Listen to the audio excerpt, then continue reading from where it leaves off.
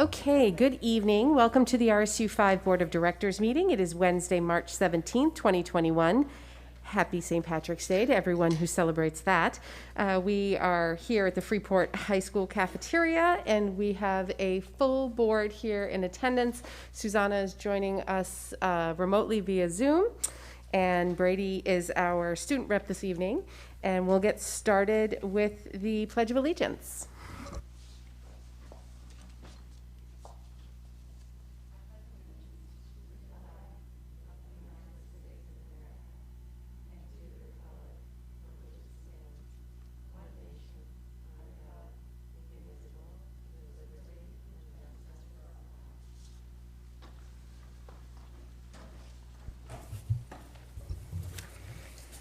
All right, adjustments to the agenda.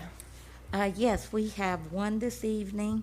We want to give the board an update on where we are with Freeport High School going to a 5-day-a-week of in-person learning. So we'll put that under 10, Administrator Report.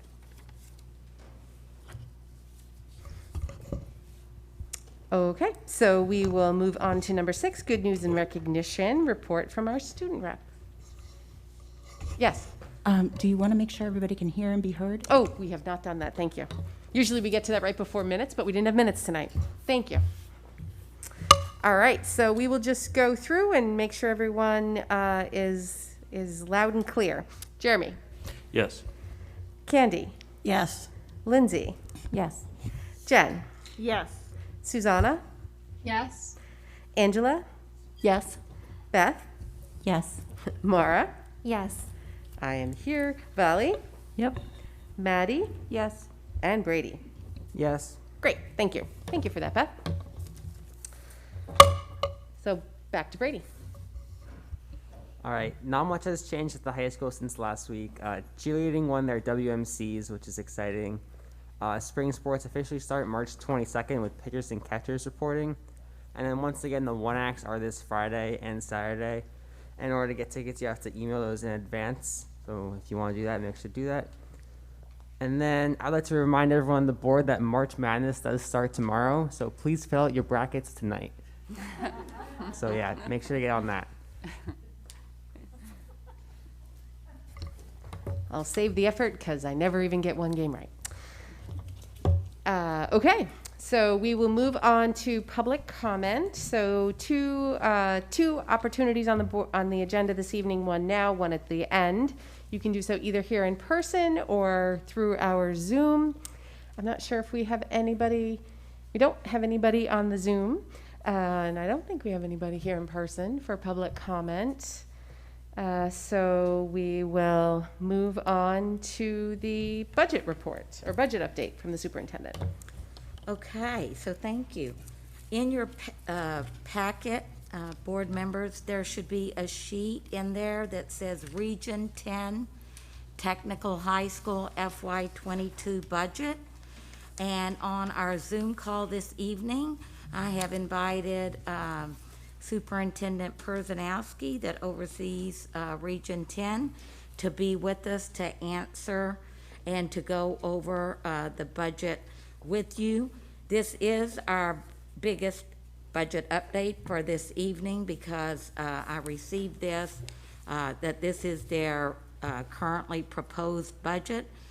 And if you see your sheet, you can see that, you know, they're requesting a 13.89% overall increase between the current year's budget and the FY22.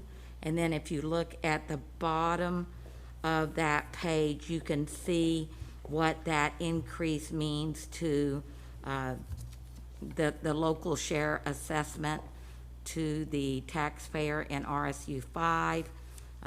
Currently, we gave them $101,000, and next year it's proposed at $202,000. So I'm going to turn it over to Superintendent Perzanowski, and he will kind of give you an overview of what that includes, and then he is here via Zoom to answer your questions around that.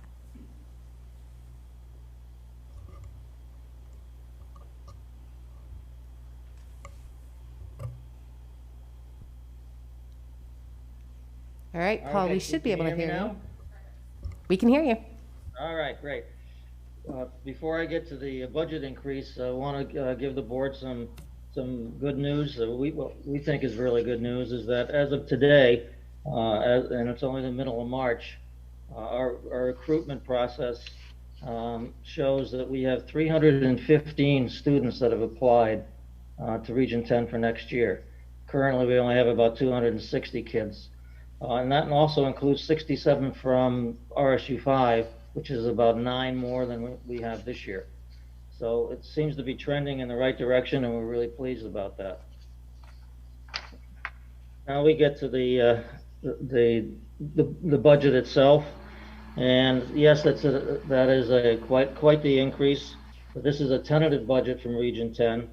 The majority of that increase is COVID related for us to be able to open full time next year. Based upon us following health protocols, we would not be able to open full time and be able to have the student spacing necessary unless we get portables. Our classrooms in our shops downstairs are about the size of a bandbox. We basically have about 4 or 5, 6 kids at the most in them at this point that are spaced out. So we would need 6 classrooms. That's a 1-unit building. We originally also had $125,000 more in here for the setup of the portables. We're going to be paying for that out of our capital improvement plan. The majority of the rest of the COVID-related additions, which total $262,299, are continuing with nursing services. I don't know what we would do without the nurse this year under the circumstances. We're going to need to continue that for next year.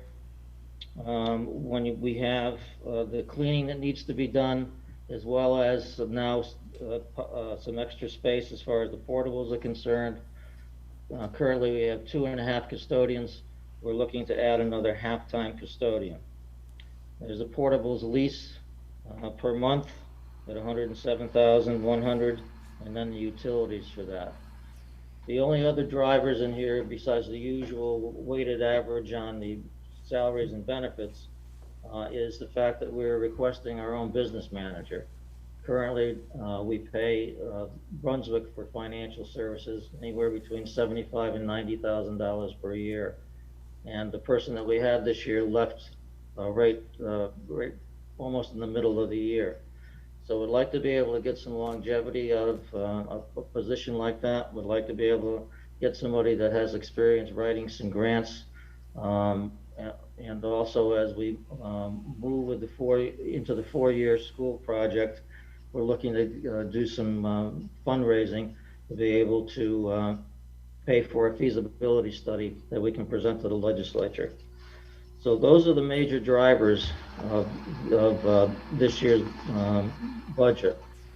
Now, it's certainly the board's intent at Region 10 to be able to decrease that should we get any stimulus funds in the next round, or any state funds that may be made available.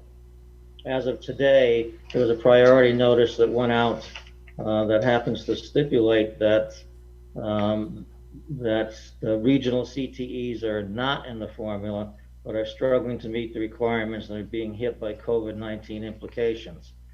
So I did a little more research and communicated with our commissioner, and her response was that the DOE has not received the grant award notification officially yet, and does not know the breakdown, except that Maine will receive $411 million. Also, when I talked to the SAD 75 board earlier today, they're hearing that there may also be state funds to help with reopening of schools in this COVID situation. So there's a lot of uncertainty out there at this point in time, but I certainly can assure you on behalf of the board that it's our intention that any monies that we get, further stimulus monies for COVID-related expenses will decrease the amount that we're requesting in this tentative budget.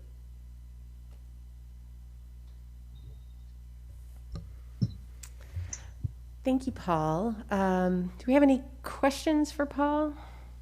I know I have a couple, but we'll open it up. Vali. Thank you, Paul, for that explanation for the quite big rise in the budget for RSU for Region 10. Question that I had for you, and this is something that we discussed last week at our meeting. Apparently, anything that goes into a budget cannot then be basically paid by CARES or COVID relief funding. So if you add all these things to the budget and then subsequently you do get relief, is there a way for Region 10 to recuperate that money out of the budget and use CARES funding instead?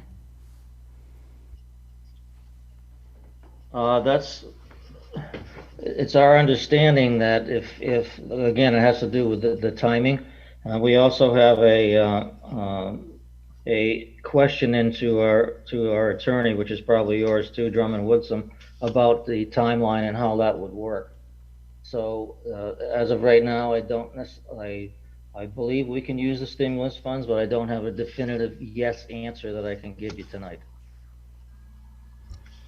And would that be different than the previous ones where I think it was pretty clearly stated that anything that was already budgeted for you couldn't use? So are you hearing that that might be different with this next round?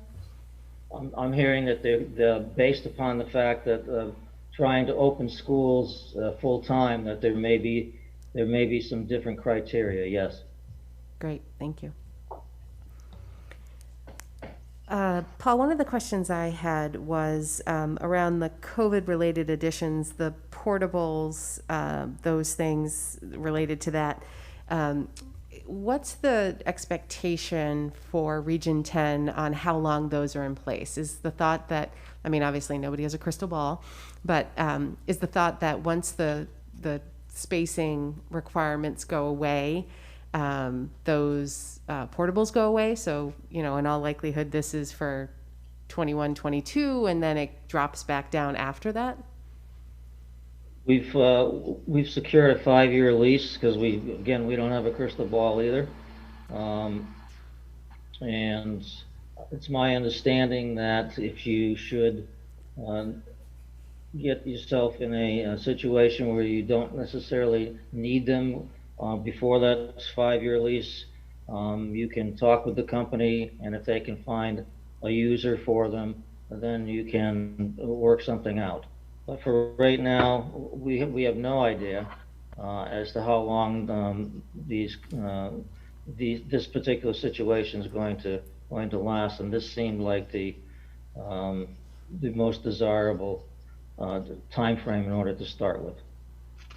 Is the intention of the board that once they're not needed for COVID purposes for spacing that they go away? I can't speak for them, but that would be my recommendation. Okay, thank you. Yep. Lindsay? Just thinking about the portables, wondering, there's so much information every single day about the CDC, not the state CDC, but changing the requirements from 6 to, will 3 be the new 6? If they did drop it to 3, do you still need as many portables? I think for Maine, we're already at 3. Like, we're at 3 in our schools, We are? between the kids. Sorry, thank you. So I'm not sure, I mean, I know certain districts have chosen to stay at the 6, but the main CDC guidelines for reopening of school is 3 feet between kids. Yeah. Vali? So Paul, does it make any sense to plan for 1 year of COVID guidelines and not sign a lease for 5 years for the portables? I don't have the budget in front of me, so I don't know what amount that is. But in next year's budget, the one that you're proposing, are you including a 1-year lease or the full 5 years? It's 1 year at a time. So in other words, you don't budget for, all 5 years. It's just, the first year of a 5-year lease. And it would be each year going forward with the same amount.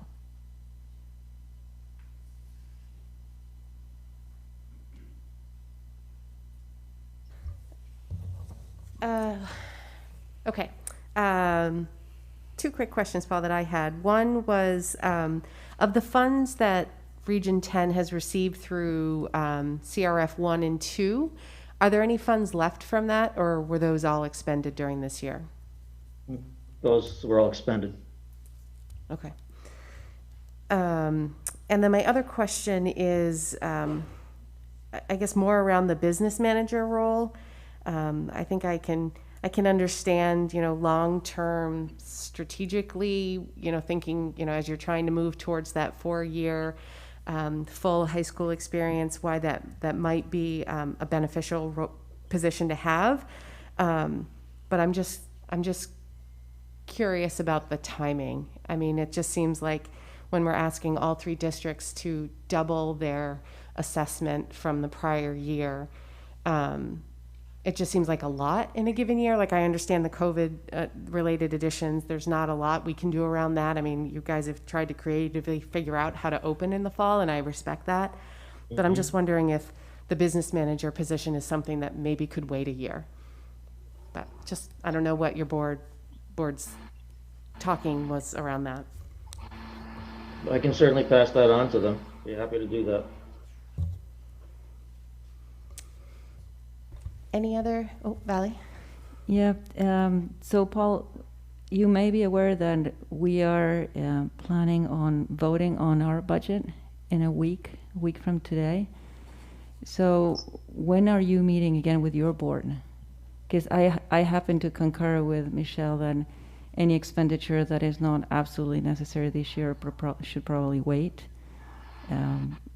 We all are trying to keep our expenditure increase to the absolute minimum because there's so many people who are financially insecure this year. So is there any way that we can have an update before next week if you're able to reduce the increase of this budget? I'd have to call a special meeting, but I will certainly bring back your concerns to the board, and I'll work with Becky to see that you get the information as quickly as possible. Thank you, Paul. I appreciate your willingness to come and give us an update and field our questions. It was, for me anyway, it was very helpful. So. My pleasure. Yeah, thank you. Anybody before we let Paul go? All right, thank you. You're welcome. Good night.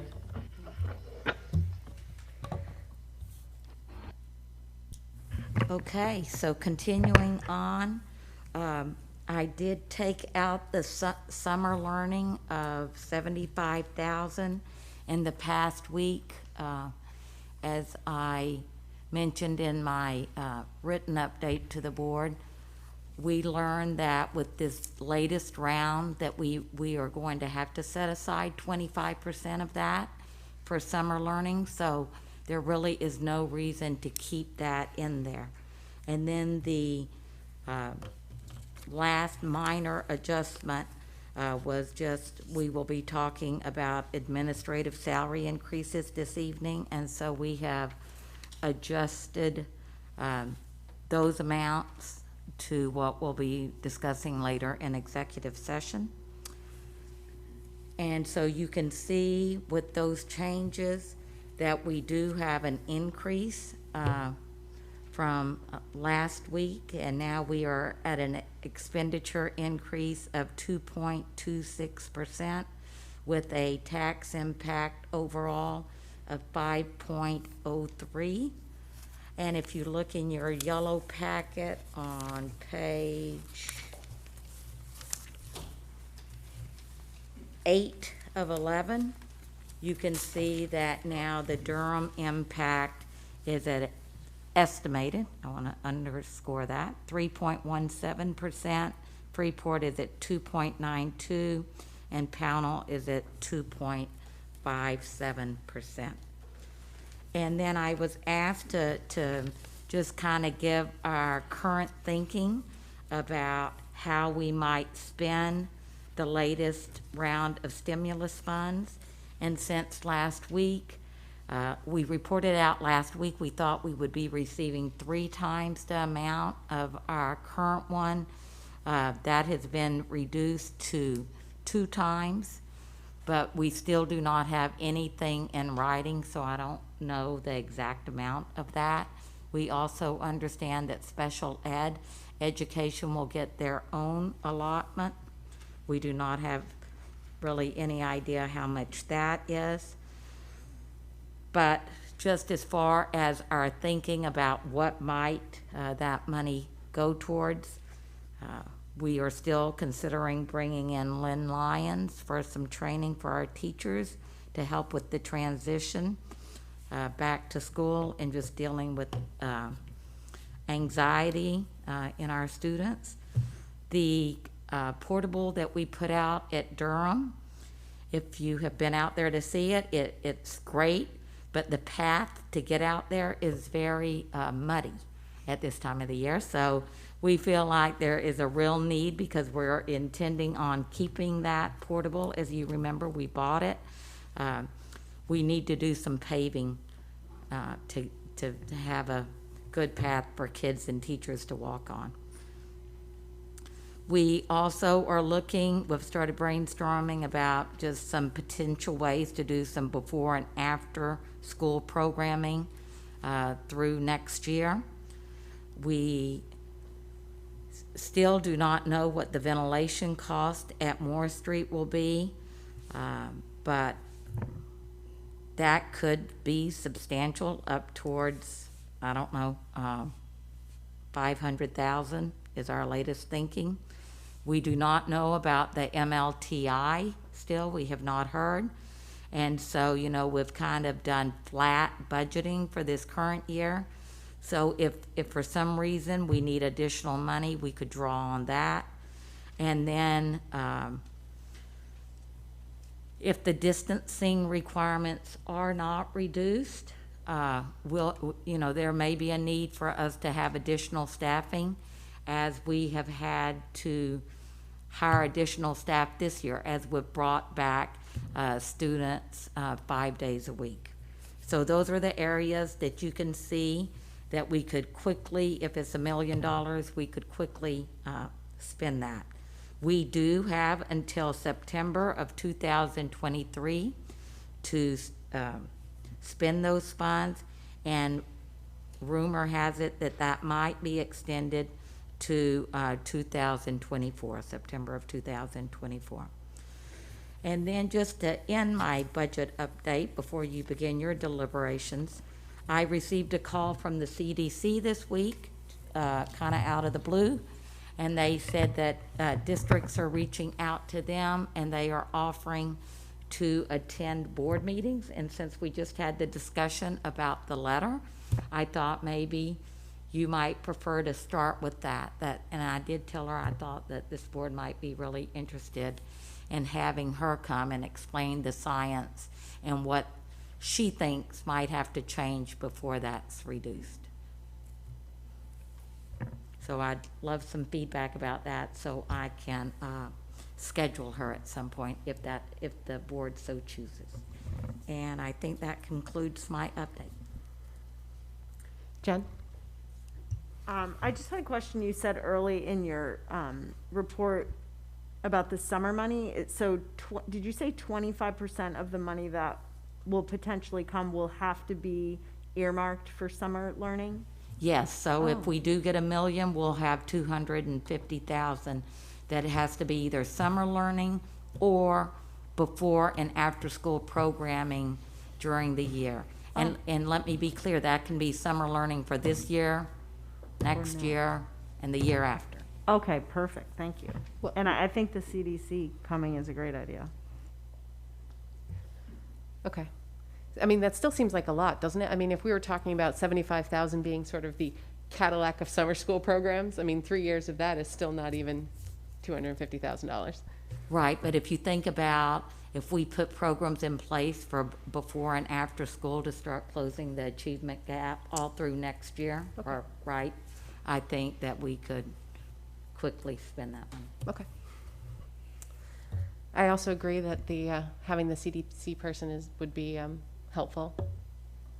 We're a curious bunch. Okay, I'll schedule her. Okay, so thoughts on the budget? Questions? Our administrators were kind enough to come back for further grillings. Valerie? So I'll begin by thanking everyone for thoughtfully putting this together and also for doing all the footwork that needed to be done to be able to remove the summer program from the current proposal. With that removal, I am fully in support of what you guys have presented to us. And I am hoping that Region 10 can decrease that budget increase that they're presenting. So hopefully by next week, we can see a lower number for Region 10 and we can see lower numbers for everyone. But other than that, I'm very, very pleased and very, very grateful for all the work that's been done. Okay, so Mara was kind enough to point out I was just jumping over things on the agenda to get to the deliberations. No, they're later. We put the budget update first, and then we, as you guys recall, we eliminated our 6 to 6:30 question and answer period before our board meetings, and we've added a public input on the budget section. So for folks that had questions or comments or wanted to share their thoughts on the budget before we deliberate, and my understanding is we'll have another one of these public input blocks next week before the board deliberates and adopts the budget. Yes? We can. I don't think that was on the agenda, but we could do that. I don't think I've seen next week's agenda, so. I think, yeah, I think we could do that. Yeah, I don't think Sure. any reason we couldn't, right? I think, Okay. yeah. The more opportunities, the better, right? So, particularly since at public comment, we didn't have anybody on the Zoom. Do we have folks now? Perfect. Okay, so we will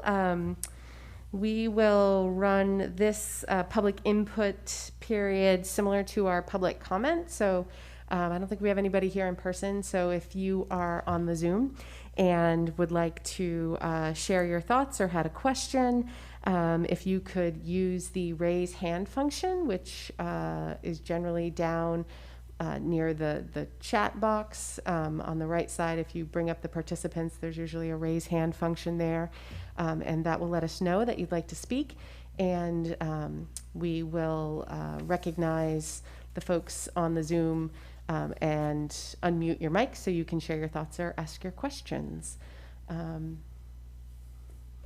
We have one person who doesn't have their hand raised. Do you want me to unmute them in case they have a comment? Erin, do you? Sure. I mean, yeah, it's hard to tell if she doesn't know how Yep. to use it, right? Because if you can't find the raise function or key, I guess You don't Erin think could so? be either way. Okay, Erin's significant others indicating perhaps no. Oh, So we don't have anyone else on besides her right now. okay. Well, if you have a question, you know who to ask, Erin. Okay, well, I guess that's it for public input. Well, that was a big, long spiel for no public input. So everybody's job here tonight is to drum up some people with comments or questions for next week. I may rue the day I said that, but And I would have Jen go after you're done, if you're going in order now. okay, you don't want Jen as 10? You want to move her into new business, maybe? Yes. Okay. So Jen just went from 10 to 14? Okay. Make sure I'm not jumping over anything else on here. We don't have any board comments or policy review. Okay, so Okay, now we're back to board deliberations. Beth? So being this only my second budget season, I've never seen anything like this as far as Region 10 and the money that we spend there or send there. So I was just questioning, or just wanted to know, I guess, how is that broken down? Like the cost sharing between the three places, and how is it just decided, like how much each place pays? Is it per student or is it? It's an excellent question, Beth. I don't know. To be honest, I don't think we've ever gotten this kind of budget information from Region 10. But I will say it's also changed in my time on the board. When I first joined, CTE was actually all funded in the individual district level. So we all sent a heck of a lot more money to Region 10, but then we also got subsidized from the state. So there was this offsetting revenue that came in, and it was basically a flow through to them. But now they get funding directly from the state, as you can see on here, the $2,413,000. And then just sort of that additional amount, which is what gets allocated to the districts. It doesn't appear that it changes year to year as a percentage, so I'm guessing it was, some agreement based on attendance. But I'm not sure if that's, variable or changes over time. I don't know. I'll look to Jen, although she's been on 2 minutes. I've been on the board for 5 minutes, but I don't know the answer to that, but I wanted to offer up, because it seems like people have some questions about Region 10. If I can, I have the line by line budget I can send out to the board so everyone can look at the line by line budget. Because I think that, this is great, but I think, especially with such a huge increase, that it's important for people to see. The other thing I wanted to offer about Region 10 is please then let me know what you want me to share, because it sounds like we're gonna possibly have another meeting.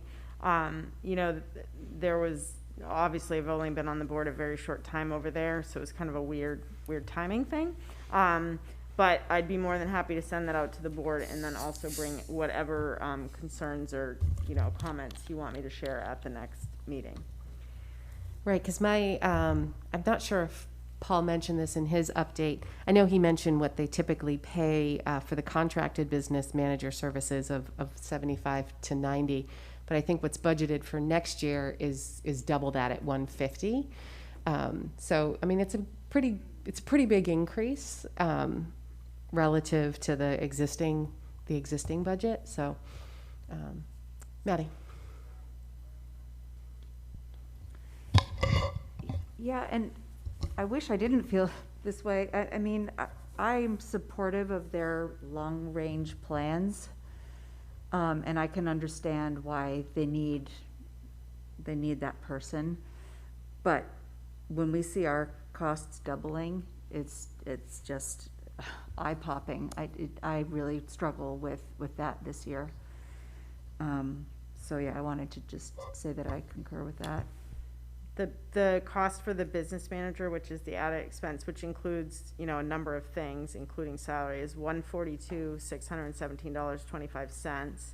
And then the other, increase for the nurse ends up being $75,704. So just that right there is those two are just a huge piece. In addition, I know the nurse is in the COVID-related additions, but I'm guessing that's, and it really wasn't talked about, but that is not a one-time expense. It's a continued in the budget expense. But I'm gonna forward this to everybody. Yeah, because I did wonder about that, because he said they needed the nurse this year, and so why is this an increase unless it's a new nurse? That wasn't clear to me. My guess, and I don't know this for sure, and we can certainly get some clarification, is I'm guessing they did not previously have a nurse, and they used their CARES funding from this year to fund it, so it had to go into the budget for next year. So that's why it'd be an increase. That is pure speculation, though. Yeah. And, yeah, it'll be good to look at that budget. It would be nice to understand how the cost is calculated, because it's great news that the recruiting is going up. Does that mean that this number's also gonna go up? I don't know. It's still great news, and and I feel we should support it. I just wanna make sure we know. Just for planning purposes, yeah, it's good to know. Beth?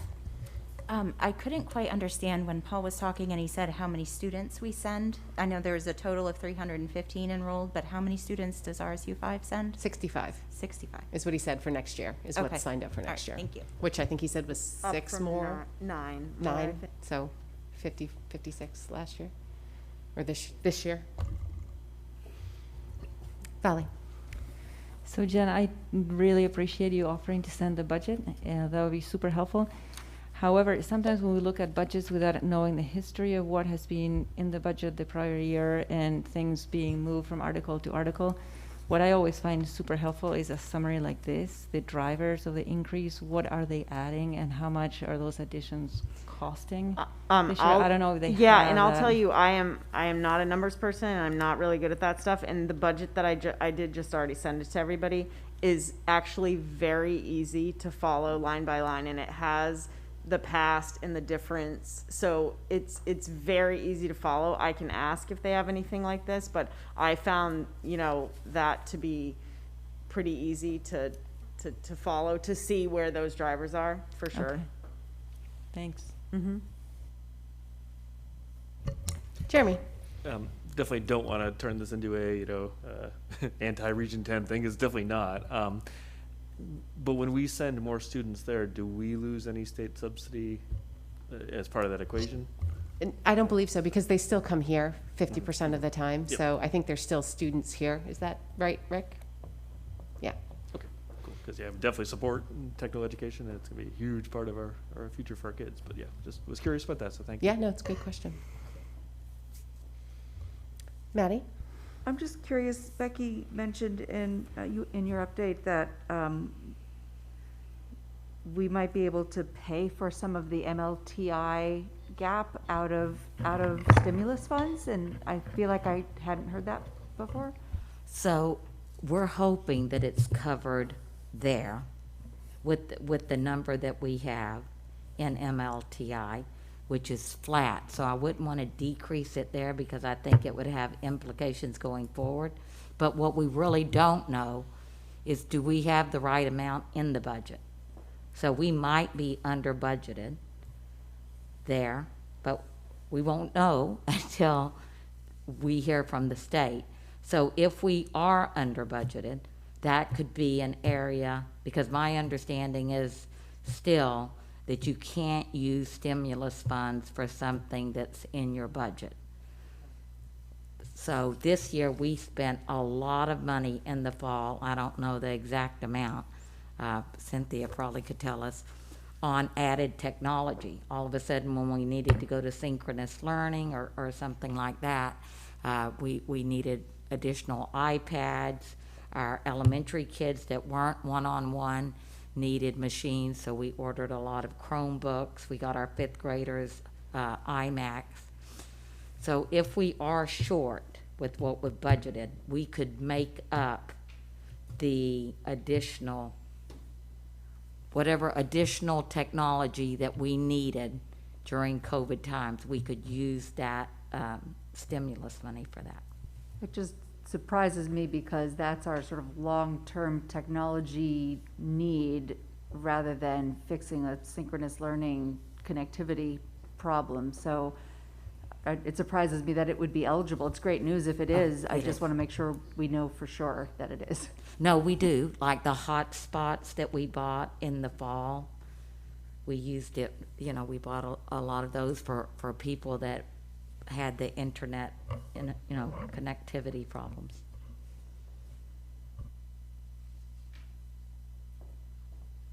Jeremy? Just kind of like a general statement about the timing of the CARES money. I'm guessing that's a question that a lot of us are asking. I feel like we're being rushed into submitting a final budget when we don't know how a huge piece of the pie is going to fit in. So I'm just curious is Augusta potentially going to give us any leeway on, when we would need to sign the warrants for the budget vote, similar to what we did last year, how we didn't end up voting in the referendum until, I think it was later July was last year. No, I'm not hearing that there's going to be movement on that. There's definitely, as we discussed last week, where we do not have to have the annual budget meeting. Mm-hmm. And I wonder too, is that part of why they're saying we can spread the use of the funds out? Yes. Maybe that's the concession. And if that's the case, that's fine. I just think we should make sure that's known, because, we need to make sure we're, as we always do, balance the burden on the taxpayer with the educational needs, which is such an obvious statement to say, but especially right now when we've got this huge piece of pie that we don't know where it's gonna land over time. So just want to make sure we've got that in mind because I just feel kind of rushed right now because it just got voted on last week, the money, and we don't even know how much will be available yet. No, I don't think like postponing it another week is going to, other than the Region 10, to me, that's the big kind of surprise here. Because I think with the budget that we've presented to you, to me, it's very fiscally responsible. I will tell you that at Cumberland County superintendent's meeting, someone asked about what are you looking at, and people just popped it into the chat. We had one district that was lower than ours, but the rest went up to 8.7% expenditure increase. And so, to me, because we're not rushed like we were in the fall, and I still kind of, I guess, grieved that we were so rushed. That was a lot of money that we had to spend quickly, right? It was, I think, almost $2 million. I think it's good to not be spending all of that immediately with the budget increase that, to me, seems very responsible. And I'll just throw out there, for what it's worth, some of the timeline, well, most of the timeline of our budget adoption is due to us. We set that, right? We didn't used to adopt the budget until like the first week of May, like 2 weeks before the annual budget meeting. And then we scrambled to get everybody up to speed on what was in the budget so they could come and, intelligently participate in the 3-town meeting. And I don't even know how long now, time just blurs. But, several years back, we decided, okay, let's try and push back this process a little bit so that we have more time to inform the public of what's in our budget, why we adopted what we adopted. And hopefully get the support of the communities at the 3-town meeting and then subsequently at the referendum. So we sort of set this timeline. There's nothing that says we have to adopt our budget next week. We could push it back, to April. Clearly we did that last year, right? We adopted it in March and we reopened it in April and May. If the board is sharing that concern that, geez, there's too many unknowns, we might want to pause for a moment, we can do that. We just have to be really cognizant and make sure we're following those time markers to meet our obligations for the referendum and the public hearing and those sort of things. But we can sort of back into what's the latest we want to adopt this budget. I know Ginny is losing her mind at home right now listening to me, but yes, the book, that's true. There's always the book. But we can look into that if the board feels like having some more time would help you in this process. I don't know if it always does, but if people feel strongly, we can look at that. Maddie. I don't know that I feel strongly, but I do have a question. Because Becky, you also said there's this change with special education getting their own allotment. Our number went down because special ed's going to have their own allotment, and I don't see a lot of drivers to our budget. So have you already sort of pre-thought that out and no, you didn't, we're just lucky that it worked out that way? No, we haven't thought that out because we really have no idea. I don't know. There's so much to think about right now that to be thinking about things where don't know what I'm thinking about, it just makes it, I don't know. It seems inefficient to me in my world right now. So Bonnie Violet, our instructional support director, she knows that she's getting something, but we don't know how much it is. And we don't know any of the guidelines around it, so it just seems, it just doesn't seem efficient. I guess my point is because I'm not seeing a lot of drivers in our budget that are related to special education, like if there were, then I probably would want to consider altering our timeline until we got more clarity on that. I will say that, I'll say there was one 15-minute brainstorm with, is Peter here? Peter Wagner this week with Bonnie, where we talked about, wouldn't it be great if we could offer some type of summer learning program that's really robust and just is so exciting that our kids just are dying to attend, because with the extended year program in the past, it's really hard to excite kids to want to come to summer school. So we did a quick brainstorm about could we partner with community programs and use those funds. But that's really the only brainstorm we've had. Valley. So I would say that the timeline, for me, the only big unknown is Region 10. And doesn't sound like they know when they're going to be hearing from the state regarding whether they'll get any relief funding at all. So I wouldn't necessarily delay our vote, but I would be open to re-voting again to decrease the budget if we get news from Region 10 that the state has given them some allotment of relief funding and they can lower their increase. I'm still hoping that we'll hear some news before next week from them for the business manager and things like that. But beyond that, if they do receive COVID relief funding for all the other COVID related things, then I would certainly be open to reopening our budget just to adjust that number for Region 10.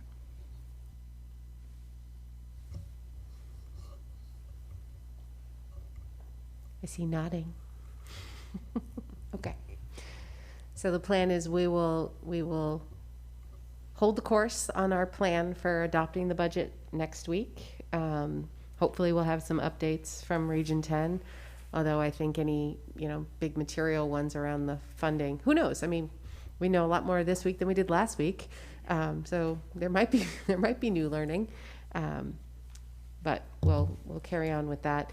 I mean, and the thing to keep in mind is, as you can see on here, we're roughly 25% of the cost. So anything that drops for every dollar that goes down, our piece goes down 25 cents, right? So it's not all coming to us. So just in terms of materiality, when we're thinking about, is it worth reopening the budget, depending on how much it comes out to be. Other comments, questions? Strong cheers of support for the budget.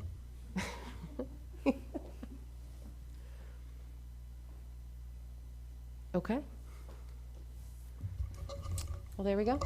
Well, thank you very much for your support for that. We feel like we worked hard on it, and we feel like that it's a budget that can move us forward while still realizing that we are in pandemic times and that our families are hurting.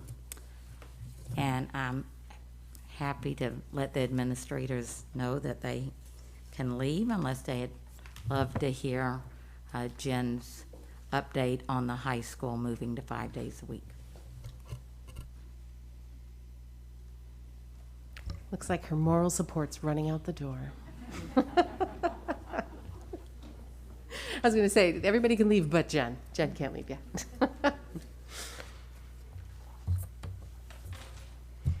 All right, I think you're up, Jen.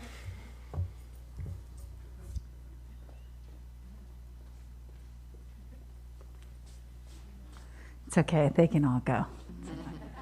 I appreciate your team behind me. Good evening, everybody. Jen Golko, principal of the high school. Happy to be here tonight to talk about the potential of bringing our students at the high school back. As you know, Charlie and I, Assistant Principal Charlie Mellon and I have been a part of the pre-K to 8 conversations throughout the whole year about how are we doing this, how are we thinking outside of the box for bringing students back full time. We believe, after looking into a huge amount of the logistics and details, that we are able to do this safely at the high school. We have examined things like the sizes of the rooms. We've looked at every roster in every classroom, looked at the number of fully remote students versus the students who are physically present in the building. And we feel that we can safely maintain 3 feet of distance in all of the classrooms by either moving some of the locations of some of the rooms, rearranging the furniture, changing the furniture that is in there, and getting creative about the spaces that we are using.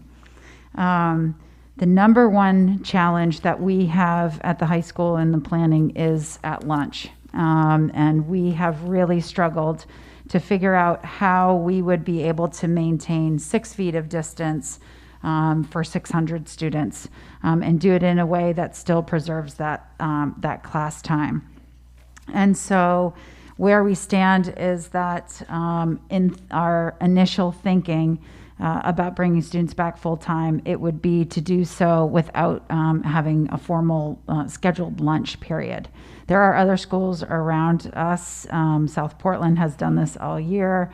My own children in Portland do that at their school, where lunch is provided at the end of the day before they are leaving school. So all students would still have access to lunch, but we would be able to think about the logistics without considering lunch, and this, the cafeteria and the FPAC in the chorus room, which we are using for lunch, would then be able to be a part of some of those creative spaces.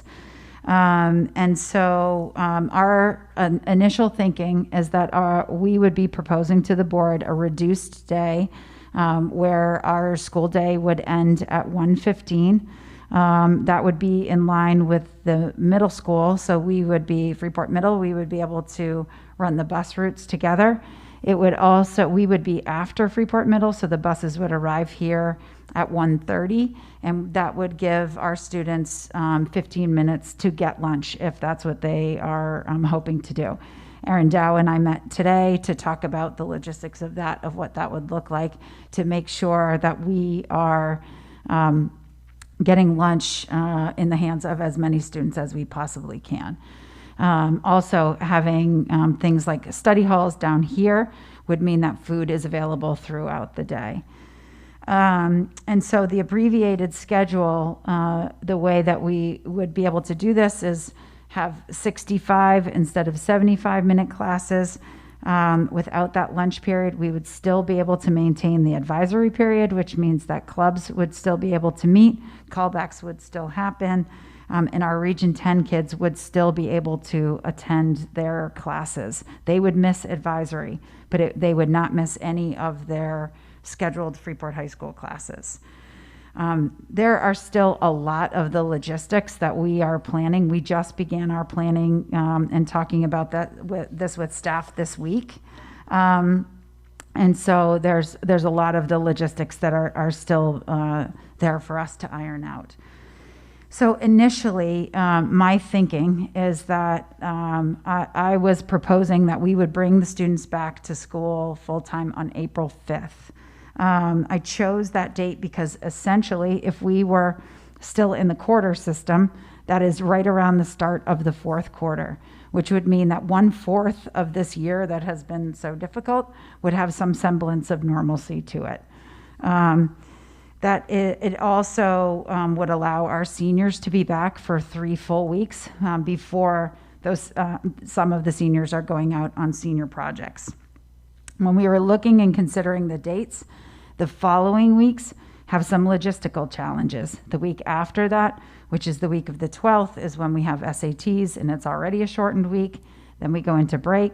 The week after that is senior final exams for kids who are going out on projects. The week after that, we begin AP testing and so on. You know, we don't have I don't know that there's ever a week at the high school that we have a lull, calm week, but it's certainly not in the spring. You know, COVID or not COVID, the spring is always our busiest time. Post February break is kind of that time where things are quite packed for us. However, after sharing this start date with our staff yesterday, late afternoon, there was some feedback and concern that was shared with me about the date. A large percentage of our staff is in the middle of the vaccination process. So we have a large percentage that have had the first shot but have not had the second shot. And I recognize that our pre-K to 8 teachers have gone back without having that second shot necessarily, but that remains a significant concern of the teachers at the high school. One of the things that they have brought up is that we are, for lack of a better word, we are less cohorted than some of the younger grades. So whereas our 9th through 12th graders have, many of them have so many classes that are mixed. We don't have 9th graders that travel together and 10th graders that travel together. That's just not the way that our schedule works at the high school.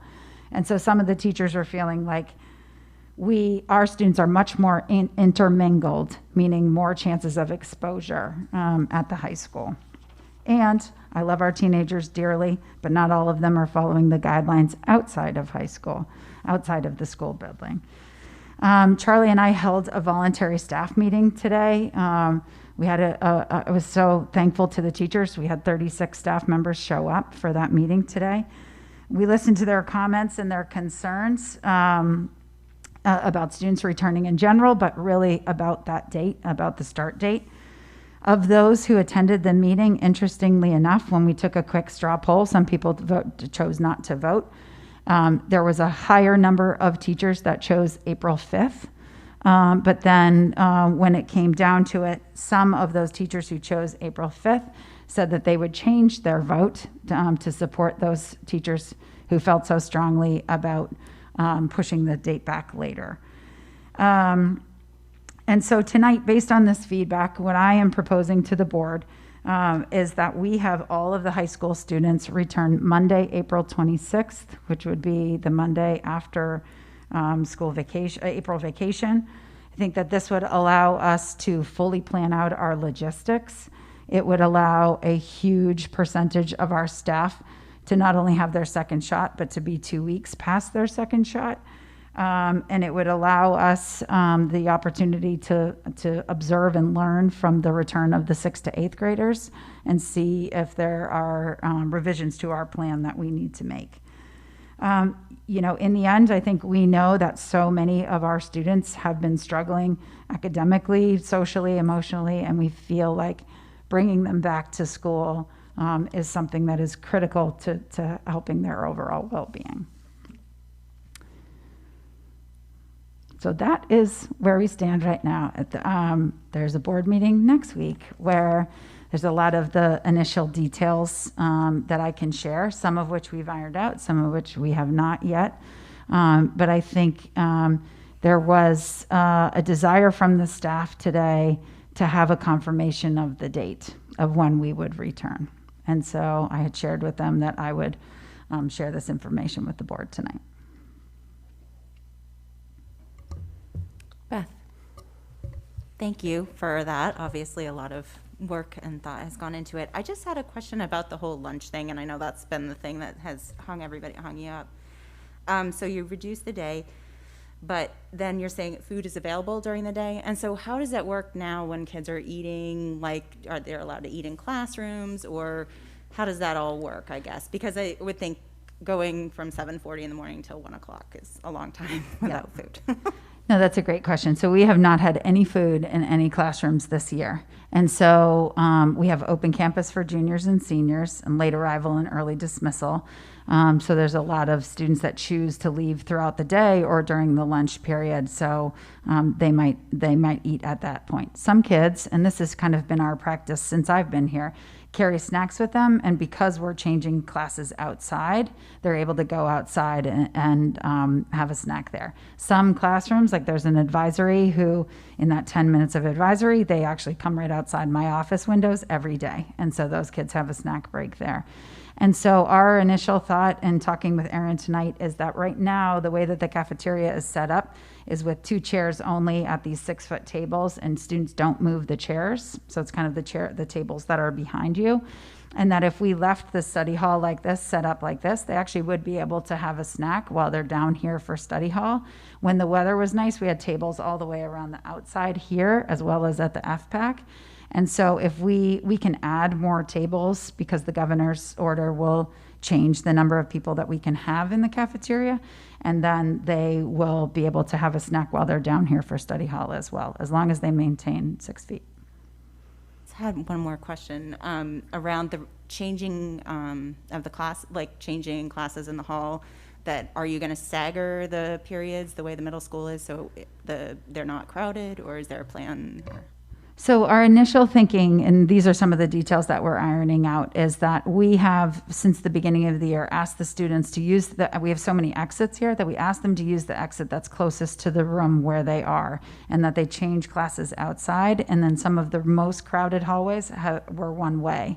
And so it would be incredibly difficult for us because the grades are mixed. We can't say 9th graders are going to leave at this time and 10th graders are going to leave at that time because they're all together in the same room. So as the weather improves, then we would just continue with what we're doing of using those outside exits. The guidance from the CDC, and my understanding since the beginning of the year, is it's not a concern about the passing in the hallway. We made those hallways one way. That was our decision to do that and to go outside. Other high schools, I'm still meeting with my Cumberland group. They chose not to do that. We did that, out of an abundance of caution. But the CDC is worried about sitting classrooms for a long time, not that quick pass by. Thank you. Jen. Thanks for that. Sounds great. The only thing I'm struggling with a little bit is the difference between the 5th and the 26th for the seniors. Mm-hmm. And I just don't know if you can talk any more about that, how it seems like that change eliminates really any semblance of it. First of all, I don't have a senior this year. I feel like I need to say that. It kind of takes away any kind of possibility for them. And I don't know, it's so hard because you're weighing the teachers with the students. And I don't know if you can speak to anything that's been planned for the seniors that would maybe make people feel a little bit like the seniors are getting something this year. So, no, that's a great question. I should clarify too, it's, I'm happy for the kids who are doing it. I wish that there were more. Our numbers for senior project were not as many as we were hoping this year. So we have fewer than half of the seniors who are choosing to do a senior project. So the other half of the seniors will be here until the end of May. Students who are in an AP class, the college board, I'm not sure if the board is aware, has stretched out the dates, so they now run the scope of May. So some kids don't have their AP test until the end of May. Those kids are required, even if they're doing a senior project, they still have to come to school. And then one of the good things about the governor's order is that's a major implication on our planning for senior week in a good way. And so we are talking right now with the senior class officers about that's a major, major bonus for our planning, that they are going to have a senior week that looks much more normal than we thought that they were going to. And so I think those, for the students who are leaving on senior projects, that is a short window of time. That was very helpful to hear about the senior week. That gives me a lot of hope. Maddie. Jen, thank you so much. I'm really happy to hear that you had that staff meeting today and got feedback from the teachers. I'm guessing that probably made them feel a lot better too. So that's important to hear. And given that we've heard so much from teachers this year, it makes me feel really relieved. I also I'm glad that that date is not April 5th. I think I would have gulped at that date because as supportive as I feel we have been as a board and wanting to get kids back in, I feel like we've been pretty consistently wanting to be thoughtful and measured. And to me, you know, even with some loss of time, pushing it out a little bit to have more time to plan just seems like a more thoughtful approach. So I appreciate that slowing that down a little bit. And then I was going to ask about hallway transitions, but that's good info you gave us. I guess for next week, I would just like to hear a little bit more about remote students. I would hate to see any of our remote students who might be participating in classes, but impact to remote and synchronous. So if synchronous is going away, does that mean a kid in a class who's remote no longer is in that class? That would be heartbreaking to me as a student or a parent. And then I'd also love to hear next week any plans to utilize outdoor spaces for classes, because it felt like last year maybe we didn't fully optimize that as an option, and I'm not last calendar year as in the fall, and I'd just love to hear if there are any new thoughts on that. Yeah, I can comment on the outdoor spaces. It was unfortunate. If you know how much the team behind us talked about tents, how many times we said the word tent in the summer, how many times Ray sent back a tent about a new tent. Our tents were the internet was not great. Our classes are so heavy on the computers. Some people were accessing it to go outside and have a discussion, but they needed their resources. It was more challenging than we thought. We had 5 outdoor classrooms set up. We had a sail shade that blew away. We had another tent that blew away. And so there was definite challenges with it. We'll encourage it again. But it was more the functionality of it did not work for our teachers as much as we had hoped that it would. I'm sorry, you had another question too. Was about the fully remote students. So we are looking into the fully remote students. It is a challenge. I'll say they are they're 10%, and then we're looking at the other 90% of how we handle these two groups. 90% of our students are in the hybrid model, 10% in the remote.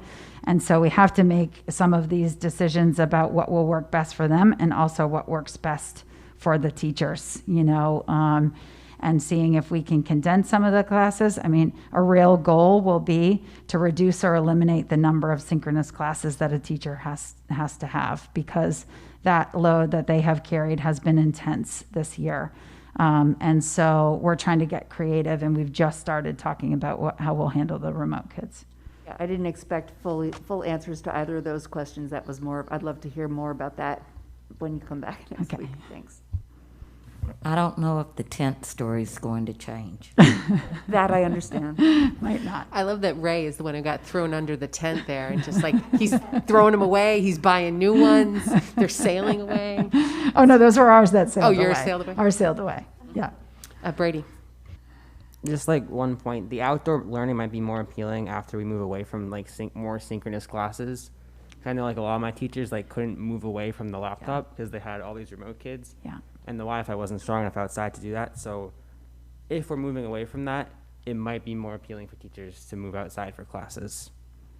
Yeah, that's a great point, Brady, that was a challenge. The mic, there's so many pieces of what teachers have been using for the technology. So I will say that was a resounding, happy reaction of,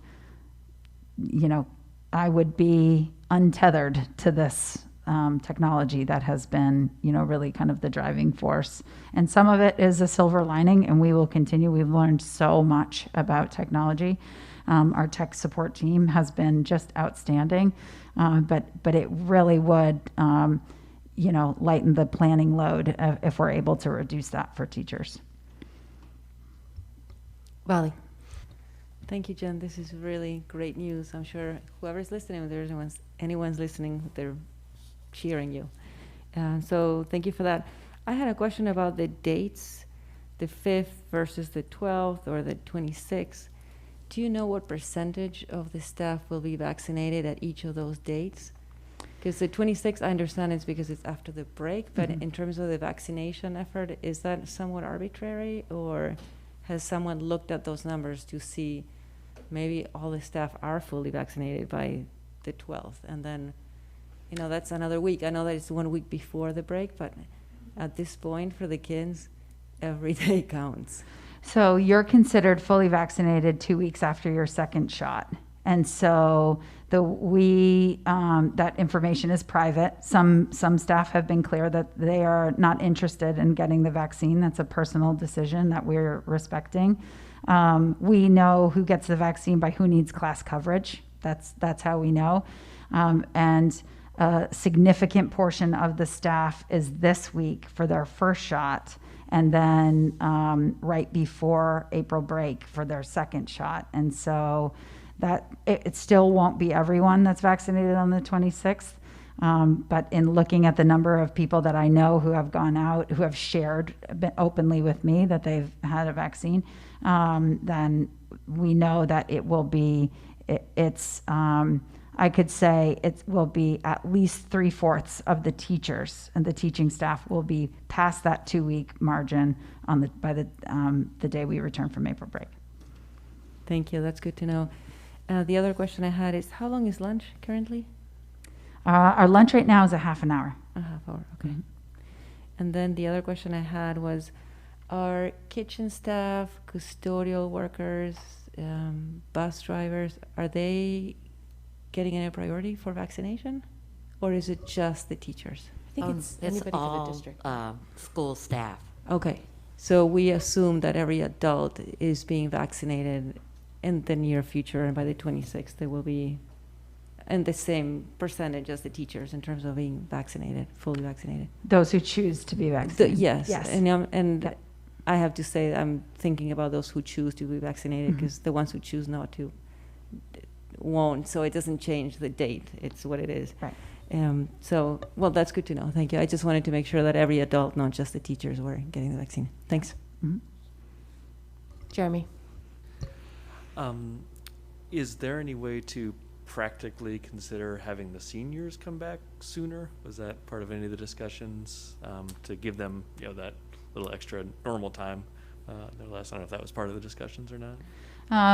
We have not talked about that, mostly because we have very few classes that would be purely seniors, because they would be mixed in. So kind of that equity piece again, and just as a reminder, we have right around 13 to 14% of our students who are already back full time, that they have been back for 5 days.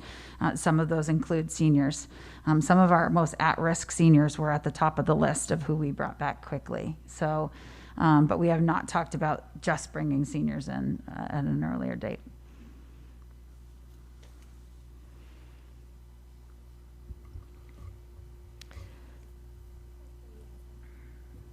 Brady. I just have kind of a comment thing. I was just thinking of the schedule in the day from my point of view. You guys could offer a lunch thing and advisory outside on the track or something. Just because I think that going through an entire day without having a time to eat is a lot. And I know it's way hard to focus in classes when all you can think about is how hungry you are. So that just might be one way you could fit in time for students to still eat during the day. Mm-hmm. Yeah, and I think that is something that we will definitely talk about. How do we have food? We always have fruit available all day long. It's not always what they choose, but it is definitely something that we don't want people to be hungry and struggling through the day. So we would absolutely, that's a big part of problem solving, of how can people access food during the day. Yeah, I'd feel bad for the teachers with all these hangry teenagers that last period of the day, every day. I appreciate all the effort. I agree with Valley that every day counts. I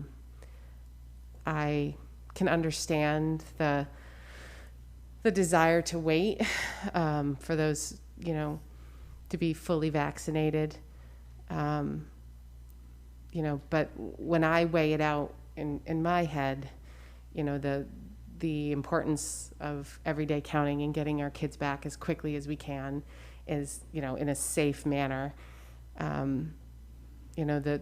The CDC has not said that, teachers need to be fully vaccinated for kids to come back to school 5 days a week.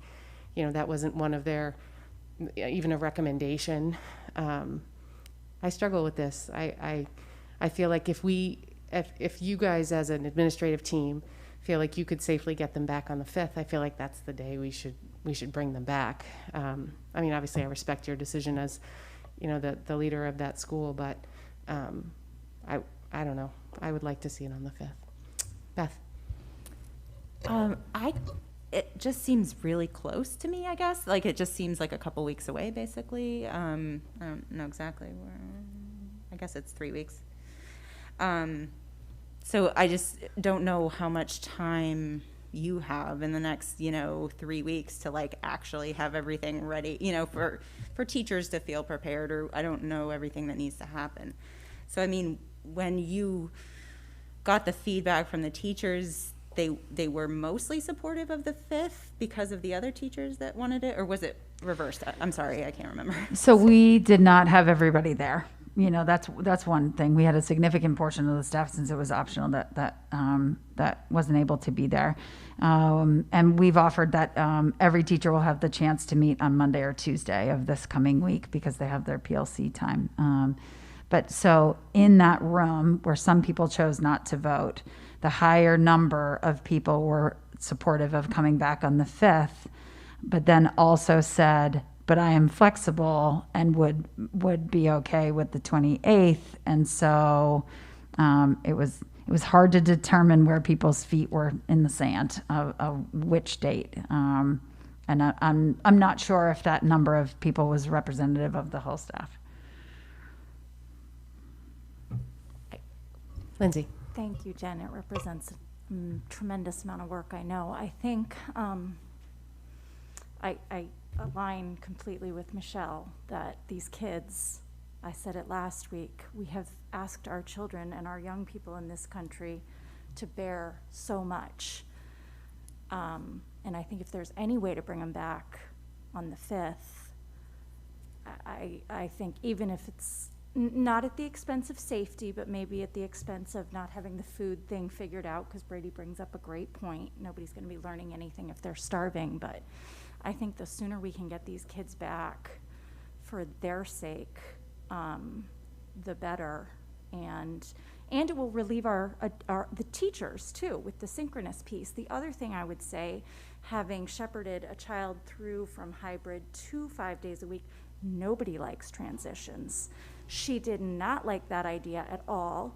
I gave her a week gap to let her ease into it, and then the first week and a half were miserable. I knew they were going to be, and now this child is thriving because she's one of these kids that thrives on structure. And I just think everybody's going to hate the idea of it, and the first 2 weeks are going to be a little messy, but the sooner we can get these kids back for their mental health, for the socializing, I just think that we have asked our children in this country to bear an enormous burden. So I'm in favor of an earlier date for the kids, putting the kids first. Thank you. Susanna? Thank you. And Jen, really, really appreciate all of what you've said tonight. I'm just really glad to hear everything. I guess I'm seeing quite a difference between the 5th and in several weeks later. It just seems to me quite significant. And I understand fully the request for safety. And I know I've been fairly conservative all year about prioritizing or emphasizing teacher well-being. In terms of vaccines, and I know that last week, I believe, was the first week that teachers and all school affiliates under the age of 60 have been eligible for the vaccines. So we're just getting to people now, and I know it's been hard for appointments. but they're quite effective after the first dose as well. I mean, to have the immunity doesn't require the full 2 weeks in terms of the high level of efficacy, even if it's not maxed. And I'm just wondering, is the vaccine, I mean, you mentioned food, is the vaccine really the thing that's keeping the fifth out of the picture? I guess just because if the vaccine weren't an issue, would the fifth be a date we'd be looking at? Just because it does seem quite different. And, talking with Lindsay saying that students, talking about her daughter and other students that struggle with that transition, maybe, having the break in there, coming back to school and then having a bit of time to chill out and reassess. Not from the school perspective, but from the student perspective might be beneficial. And I just feel that if it's going to take a couple weeks for students to settle into the swing of things, then we're already into mid-May. So I'm just voicing that, I guess, that I am at this point in favor of an earlier time. But yeah, so thank you. But I just want to, thank you for all of your work to bring this together. I know it's been a huge heavy lift for you and for all the staff here. So thank you. Thank you. One thing I forgot to mention is some of the voices that we've heard from students who don't want to come back are the seniors, by the way. I should say that. They're quite comfortable with their every other day schedule right now. So we would think that it would be the opposite. But it is, I would agree with Lindsay, it's going to be a transition no matter when we do it. We've talked a lot about a staff of a big reason to do it this spring is so that we are not facing this in the fall, so that our students are ready to start back on a full schedule in the fall. One piece of information that I didn't share is that if we are starting on April 5th, then we would have a similar request as Ray, where we would ask for 2 days of planning. Because we need to move furniture back, the teachers need to plan for having the cohorts come back together. If we were to start the day after April break, we would not ask for those 2 planning days, and we would use the early release day, which that's an extended day for us until 4 o'clock. So that's a 5 hours time span of planning. And then today I was thinking about how we could creatively we have the SATs on April 13th. And if we had teachers not proctor that exam, then that would turn into a planning day, and the juniors would come in and the younger students would, plus the seniors would be at home. So it's just a factor in those 2 dates of as Ray expressed last week, there is a need for some planning. It would just look different with those 2 dates. Jen, could you answer the question about, is the primary concern the vaccine? Yes, it is. Jen. So I really struggle with the primary concern being the vaccine, mostly because, I work in a correctional facility and have worked, continued to work exactly my job and the same job up until, I did get the vaccine a couple weeks ago, but, there was not an option to not work before getting it or in between getting it or waiting 2 weeks. So I feel like with the of how good the numbers have been, like in the schools, I think if not the only issue, but if the big issue is that timing for the vaccine, I think it sounds like it might be a hard sell on the board, but I just don't think anyone else has had the option to have the vaccine be a reason for not working. And Well, it does, I'm sorry, go ahead, Michelle. I was going to say, they're all still working, right? They're still working 5 days, right? I don't think anybody's asking for that, but I understand your point. And for me, not even just across different industries, but, we talk about equity a lot, and all of our other teachers have moved to the 5 days, with all the kids. It's a little bit different. It looks a little bit different in all the different age groups, right? I understand that the cohorting is a little harder at the high school level. but, you know, they're not, also not dealing with the stuff that the kindergarten teachers have to do really close to kindergartners, right? So, I mean, I think there's different pieces that apply to all of them, but, you know, I guess that is one of my concerns is, you know, that in one place, but not in the others. Maddie? I want to see our kids back in school. I don't want to rush. And I also have a kid at home who's not a senior who really doesn't want to rush. And I don't know what the percentage of other students, what they think, but I've at least heard anecdotally of classmates of hers who agree it feels rushed. And yeah, our kids have had a heavy burden on their back, but our teachers have really had a heavy burden on their back. And while we have moved to 5 days a week and we're getting ready to in the other schools, that's been phased in over time. And this feels quick. I think that extra couple weeks to allow for teachers to plan and to allow kids some time to adjust makes a big difference. I feel more comfortable with waiting. Vali? Thank you, John. So my question is, are you scheduling another full staff meeting to discuss this before next week? Or you said that you will come back and report again. Will you have another conversation? And if so, would it be possible to make the 3-foot distancing the centerpiece of that conversation? Because that is what the CDC recommends in terms of safety, as long as you're wearing masks. And I assume, based on what I hear from students, that right now they are at 3-foot distancing, right? You don't do 5 or 6, you're Right. at 3. 3. So really, the distancing between the kids and the teachers won't change if you bring everyone back, and still everyone is at 3-foot distancing because you rearrange the furniture and you use other spaces. So in terms of safety, it shouldn't change the picture.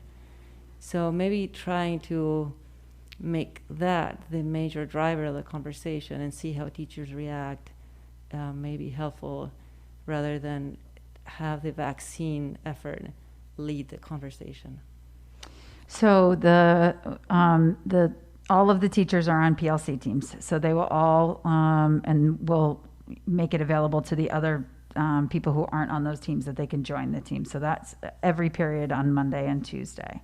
And so we have the concerns that I heard today is that they understand that the rooms physically fit. I mean, we went around with yardsticks and made sure.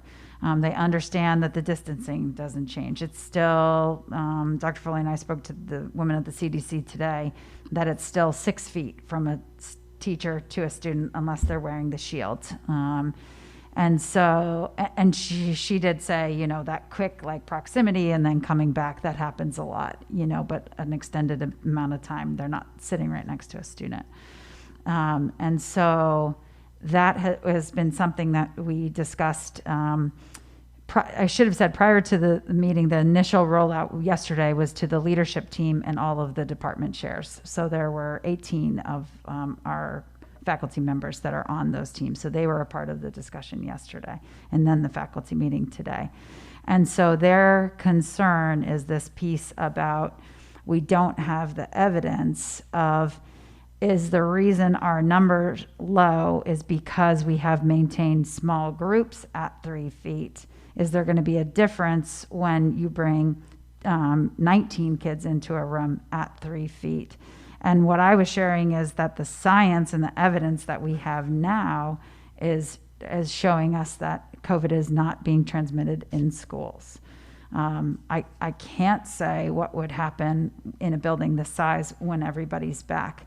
I can make a supposition based on the evidence that we have, but so that's already been a big part of that conversation. So, and the concern about that I heard about the vaccine is this piece about the number of people that would need to quarantine. Some of the reason why we haven't had to quarantine here is because if a student has tested positive, it might be that their cohort didn't come to school for 2 days, so they didn't come here and we didn't have to quarantine.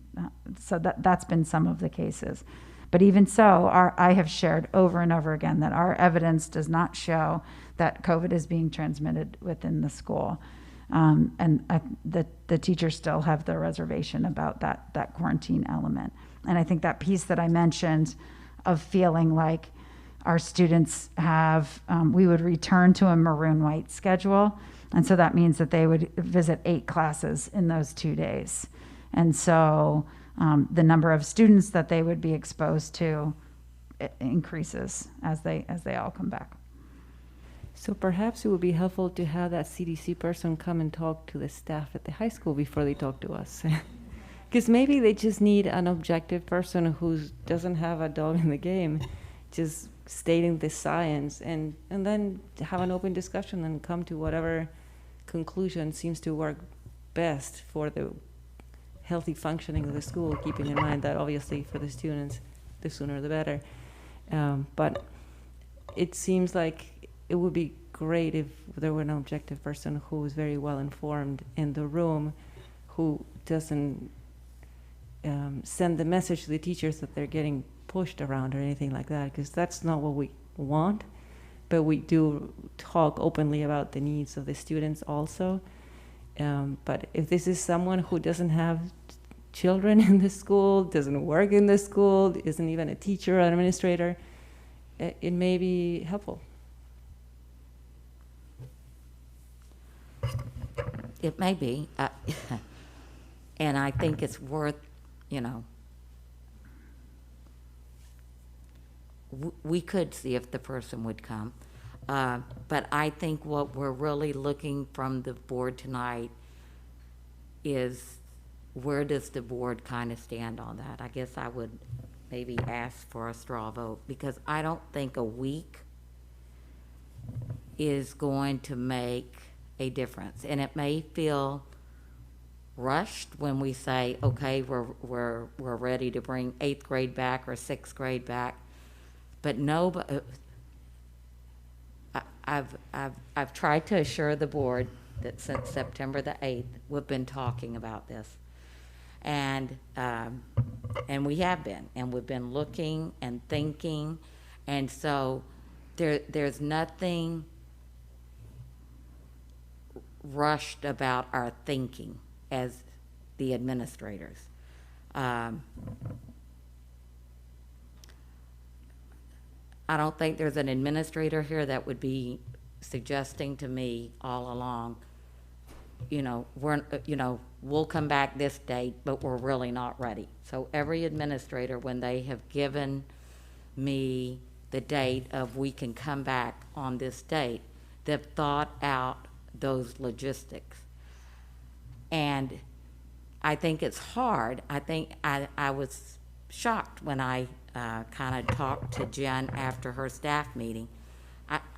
They're split, and I don't know that another week is going to create a different result on that.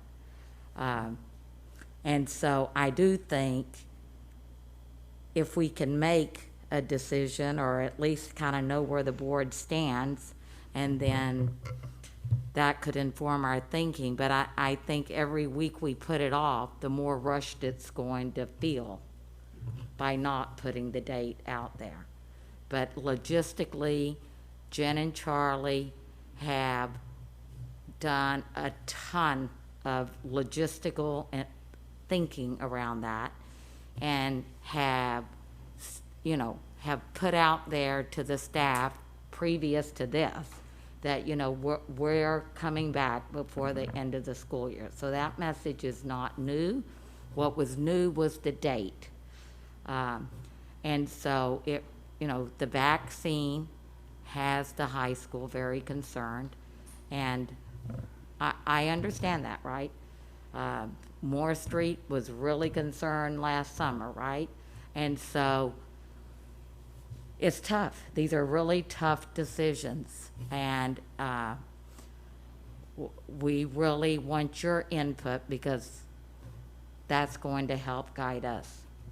But I just don't know that another week is going to make it become any clearer, because they were pretty clear today that the vaccine is the issue, is the primary issue that's making them the ones that are nervous about coming back after the April break.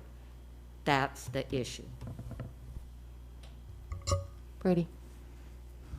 I just have some like general thoughts. I think that like bringing high school teachers, I was also high school teachers. I think have been pretty consistent all year about not wanting to come back 5 days a week until like the vaccine. I don't think this is like a new thing recently, because like here I think they've been consistent about saying that. And also just I think it's a lot different with high school teachers than other schools, just because of how much high schoolers socialize outside of school more than any other grade.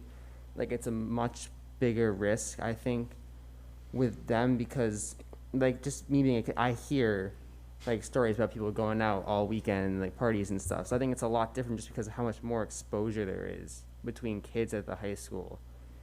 And if the teachers feel like, because like I wouldn't feel safe being a teacher teaching in a room with 20 kids when I'm hearing stories about how 10 of them went to a party with 5 different towns and did all that. So if they want to wait until the vaccine is like inset and they're safe with that, I think we kind of have to respect that, because it can be scary sometimes. Thank you. Beth, did you have your hand up? Jen. I guess one of the questions would be, you know, if this has been in the works, obviously, and you know, and the vaccination of the teachers kind of happened really quickly, like really quickly. Was this already kind of a plan? I mean, for that date possibly, like before, you know, was the expectation that the teachers would be coming back on the 5th, whether we had the vaccine available to teachers or not, or was that part of the discussion?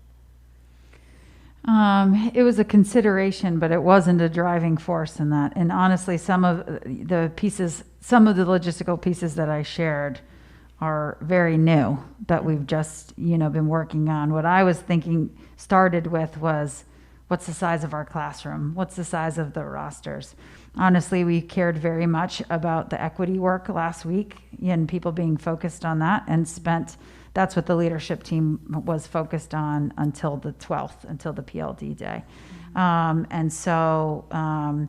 The timing of the vaccine was an element that was thrown into this. It was very fast.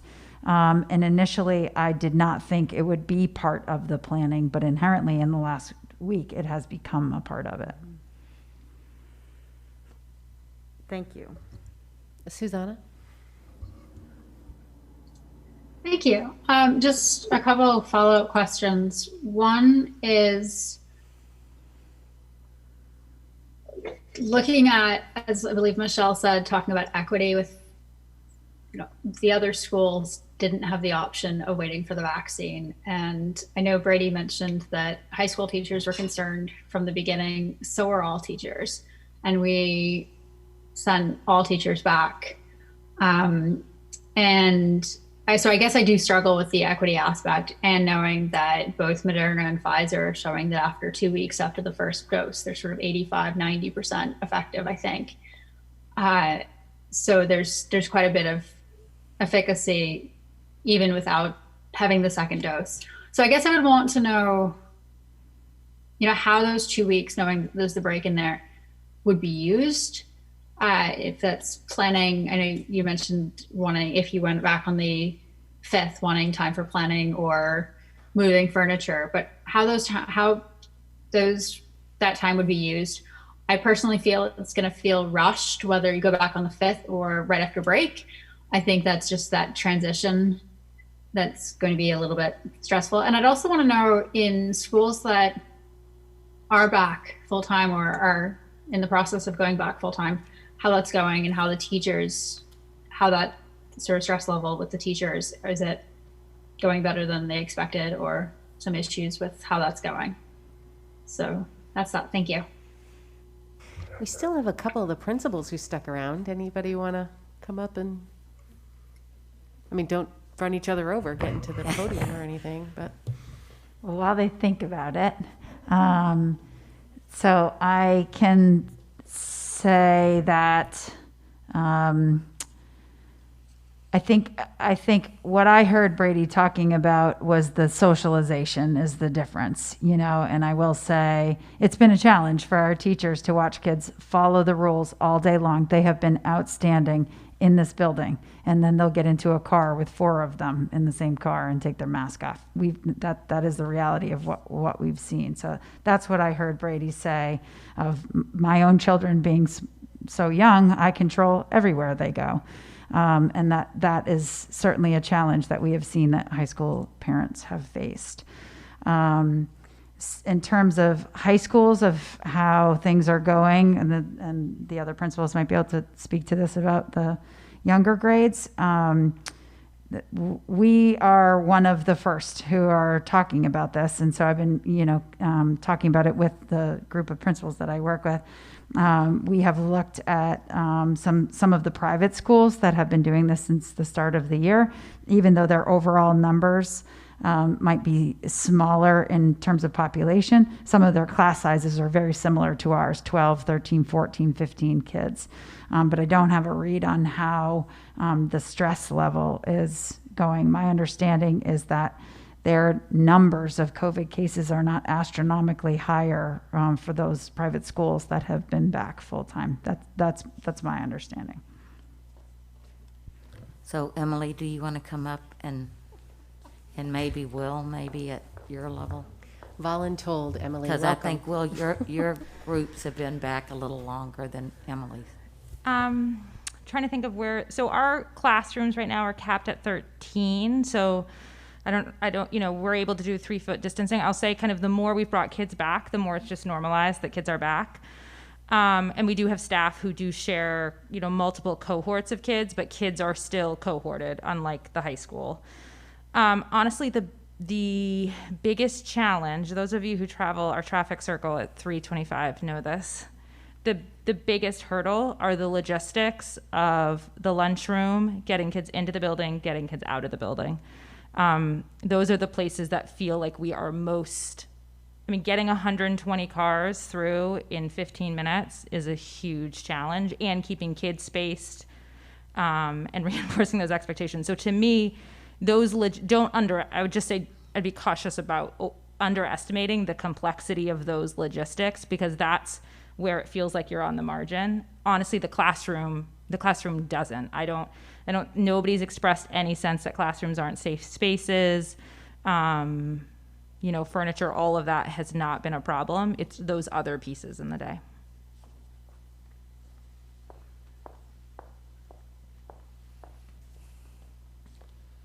So this is where my habits of work grade would go down, because I wasn't quite listening to the question. So preparedness might be now like near a 1 or something. But I'd be happy to have a go if someone would like to repeat it for me, Susanna.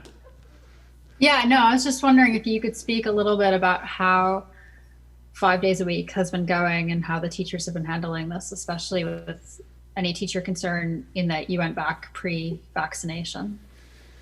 I thought that was a question, so I was actually better prepared than I hoped. But well done, thank you. So we're in various states of this. We are PK5, 6 through 8 come back for us fully this coming Monday, and so our teams have been preparing for that. It's different impacts at different grade levels. So for our 3rd grade, it's a pretty complicated process of how we are grouping and regrouping children each day, so they are definitely not cohorted.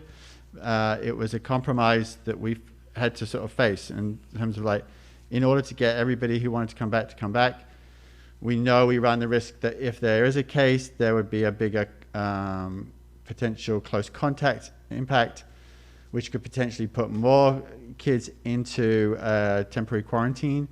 But given that we've had really only 2 impactful situations like that, we felt that was a risk that we were going to take in order to have them back 5 days. In some other grade levels where the numbers are not that high, we have like 15, 16 in a class, and their routines are pretty straightforward, and some of those grade levels have been back for a significant amount of time now, which for us, hasn't exposed them to a greater or lesser risk. Granted, again, not to discount the differences that exist that we've been hearing about with high school age students and the programming, but that's how it's been going for us so far. Thanks. Maddie? I don't know if anyone has access to this. I just heard this today. I think Chevrolet actually is shutting down for a couple of weeks because of community spread in their high school. If we go 5 days a week, I think we'll be one of 2 school districts that's contemplating this statewide. Is that what I'm remembering from the paper, Biddeford as well? And to me, while I love hearing from our principals from the other schools, it's a totally different population for the reasons that Brady shared. Community spread among teenagers is a potential reality, and while I love that we've been on the forefront of a lot of things, and there's been a lot to celebrate, this feels like a bigger risk, and I'm not asking us not to do it. I'm just asking us to take the time to do it as thoughtfully as possible, knowing that it's a totally different population. And I think a couple extra weeks is worth that. Lindsay? Just 2 questions for Jen. Have you, in all this amazing planning, you have capped classrooms they would be at, like what Emily was saying, 13, 14? So we did not, because one of the unique features of this building is that almost every classroom is a different square footage. Okay. And so we're doing it class to class. Okay. Unique feature. The only second comment I'd make, because I fully respect what Brady is saying. The high school's a completely different beast for A, because of the numbers, and B, because of the age and the ability to socialize and the reality that they're socializing. But I would suggest that April, we're pretty hardy here in Maine, and our windows, I know that not all the classrooms have windows, but I would think that any classroom with windows can and should be open with the understanding that you layer up. And my understanding, I'm not a scientist or an epidemiologist, but is that with that fresh air circulation and the benefit of one vaccine and still the 3-foot distancing and the masking and the sanitizing, I think, I guess I would just say, have the windows been open all winter? And I would expect that they haven't been, but I would think by April 5th they could be. So the windows have not been open all winter. We have, I wish I knew the name of them, but we have very fancy air filters in every room. And so Dr. Foley sent us a really interesting New York Times article about the power of ventilation. So I've been talking about that more and more, about the window, the simplicity of the window being open. We do only have 3 classrooms that don't have windows, and I've offered those teachers moved at the start of the year, and then it was up to them when they moved back into their classroom. So I spoke to 2 of those 3 teachers today who said that they felt that they would stay. So they do have the option of, one of the things we've talked about is that it's going to be a conversation with individual teachers about how they're feeling about the space in their room and whether they want to move or not. And I've been really clear that teachers likely will not have their preferred seating, like the U shape or something like that, that fits the fewest people. We talked today about taking papers off of those tables that take up more space, things like that. So that's how we'll kind of adjust from room to room. Okay, so what I hear Becky asking us to do is do a straw poll. So the 2 dates that are really on the table are the 5th and the 26th. Yes. So I guess what we'll do is we'll do a vote for each, a vote for the 5th, and then a vote for the It's not official, right? So we can just have, I mean, I got to go person by person anyway. We could have them just tell us the date they prefer, right? Does that work? And we don't have to go through it twice? Okay, so what I'm asking you is the 5th or the 26th? Or I suppose if no date is your preference, you could stay that too. Candy. 26th. Lindsay. 5th. Jen. 5th. Susanna.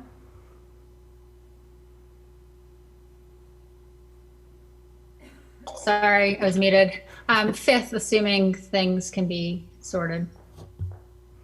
Angela. Beth. 26th. Maura. 5th. I vote 5th. Vali.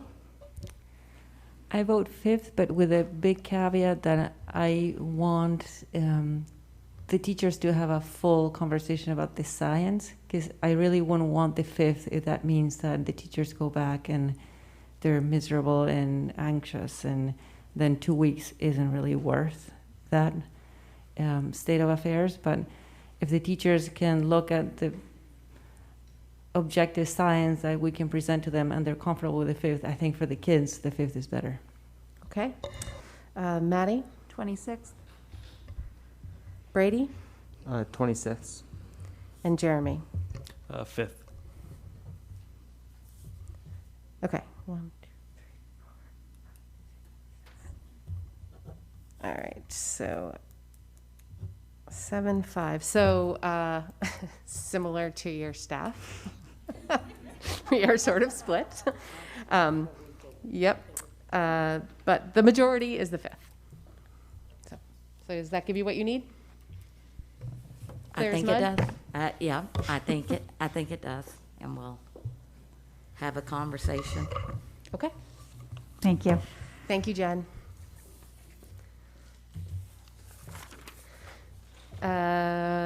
Okay, so we are back to public comment. Erin's still on there? Does she want anything this time?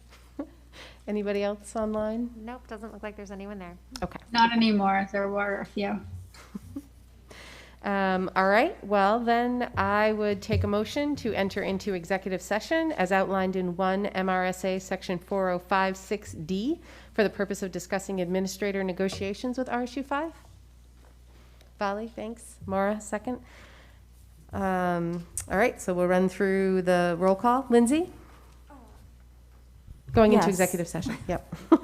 Yes, okay, Jen? Yes. Susanna? Yes. Angela? Yes. Beth? Yes. Maura? Yes. I vote yes. Vali? Yep.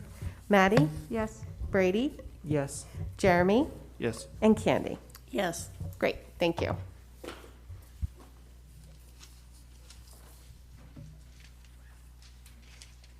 So for everyone at home, this will be the end of the broadcast, so enjoy the rest of your St. Patrick's Day.